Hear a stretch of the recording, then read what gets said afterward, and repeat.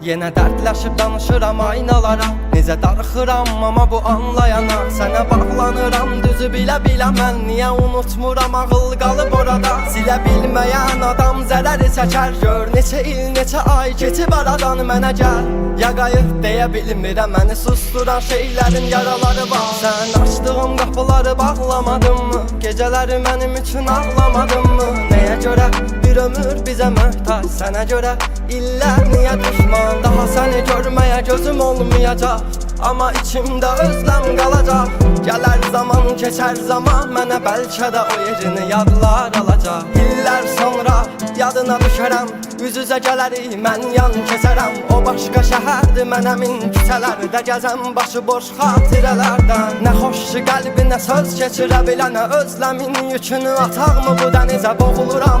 Bu evim, bu məkanım, avunuram, daha yoxdur qərarım.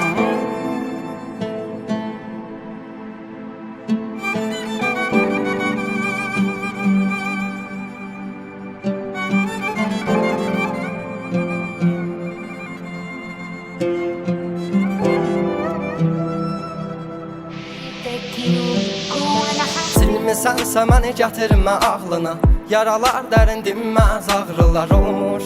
Neçə illərdən sonra bəlkə də kəsişər sənlə o yollar. Kim bilə bilər ki sevginin axrını, bilməz ayrılıq eşqi zamanını. Qapını döyər bir gün ansızın o zaman. Sən demə yarını sən də tanımamsan. Nə bir qürur qalar nə bir qədəh. Səhər açılar acıların dadı gecədən. Bunu bilirəm mən özümə səhv etmişəm. Bəlkə gəncliyim bir gün əhv eləyə. Nədir səbəbi olan, nədir bizi ayıran? Bir olaq deyə çalışıb vuruşmuşam, amma yox, qalmadı güc məndə. Sən demə tükənmişəm mən özümlə.